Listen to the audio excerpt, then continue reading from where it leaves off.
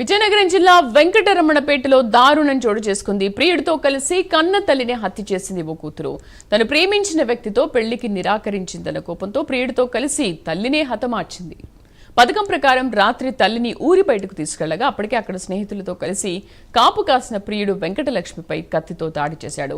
అనంతరం ఎవరో ఆటోలో వచ్చి తన తల్లి వెంకటలక్ష్మిని ఎత్తుకెళ్లారని కూతురు డ్రామా ఆడింది. అయితే పోలీసులకు అనుమానం వచ్చి ప్రశ్నించగా అసలు విషయం బయటకు వచ్చింది. మిగతా నిందితుల కోసం పోలీసులు గాలిస్తున్నారు.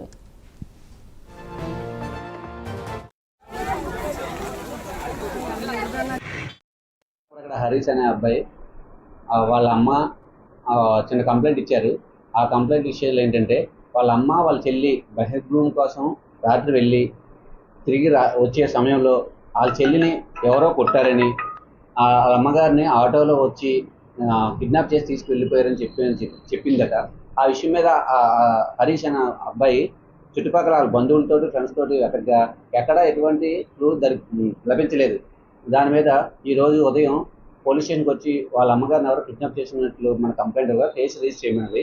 ఆ కేసు ఇన్వెస్టిగేషన్లో భాగంగా ఈరోజు వెంకటరామపేట గ్రామం వెళ్ళి నేరస్థలం పరిశీలించగా అక్కడ ఉన్నటువంటి రక్తమడుగులు క్లూస్టూమ్తో పరిశీలించి తద్వారా ఇన్వెస్టిగేషన్లో భాగంగా ముందుకు వెళ్తుండగా అక్కడి నుంచి 800 మీటర్ల దూరంలో ఒక బావిలో ఒక శవం కనిపించింది.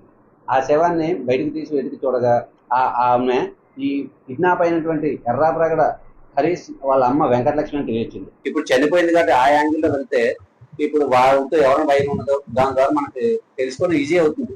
ఎందుకంటే పల్లెటూరులో వైరింగ్ చాలా తక్కువ మంది ఉంటుంది. ఆ వైరింగ్ ద్వారా మనం ఈజీగా ఐడెంటిఫై చేయొచ్చు అనుకుంటున్నాం. ఇప్పటివరకు అయితే ఎటువంటి క్లూ లేదు. మేము పక్కా ఇన్వెస్టిగేషన్ లో అరెస్ట్ చేస్తాం.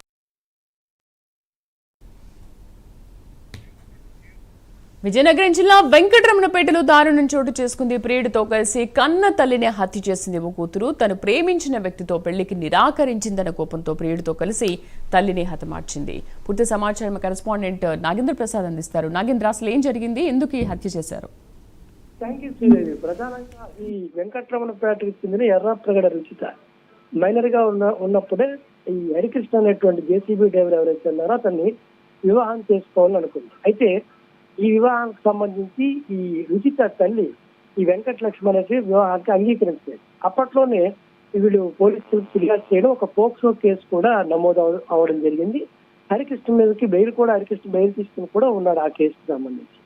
అయితే తర్వాత ఈ రుచిత మేజర్ కావడంతో తిరిగి వివాహ ప్రయత్నం అనేటువంటి మళ్ళీ మాట్లాడడం అనేటువంటి ప్రస్తావన వచ్చింది.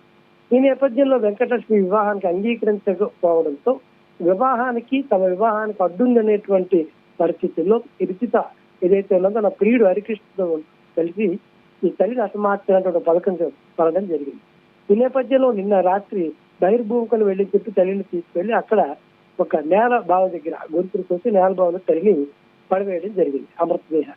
తర్వాత ఉదయం లేచిన తర్వాత తల్లి కనిపించట్లేదు, ఎవరో ఆటోలో తన తల్లిని తీసుకువెళ్లారంటే కిడ్నాప్ చేశారని చెప్పి తన బంధువులు తెలపడానికి జరిగింది. ఈ నేపథ్యంలో పోలీసులు జోక్యం చేసుకుని దీనికి సంబంధించి వాళ్ళు ఏదైతే సమాచారం అందుకున్నారో ఆ ప్రకారం వాళ్ళు దర్యాప్తు సాగించడంతో ఈ అసలు విషయం అనేటువంటిది బయటపడింది. వివాహం కోసమే రుచిత తన ప్రియుడు మరి కొంతమందితో కలిసి తల్లిని హతమార్చింది అనేటువంటిది పోలీసులు ప్రస్తుతం వెల్లడిస్తున్నటువంటి సమాచారం. రాజేంద్ర ప్రసాద్, పోలీసులు వారిపైన ఎటువంటి చర్యలు తీసుకుంటున్నారు? ఇప్పటికీ ఈ కేసుకు సంబంధించి రుచిత అనేటువంటి ఎవరైతే ముందు తల్లి కనపడలేదని ఫిర్యాదు చేసింది దాన్ని ఆమె అదుపులో తీసుకుని ప్రశ్నించడం జరుగుతుంది. మరోవైపు ఈ హత్యకు సహకరించినటువంటి వాళ్ళు ఎవరైతే ఉన్నారో వారిని కూడా దర్యాప్తు చేపడుతూ వారిని కూడా అదుపులో తీసుకునేటువంటి ప్రయత్నం చేస్తారు. వారి కోసం గాలిస్తున్నటువంటి పరిస్థితి ఉంది ప్రస్తుతం. Sridevi. Right Nagendra, thank you.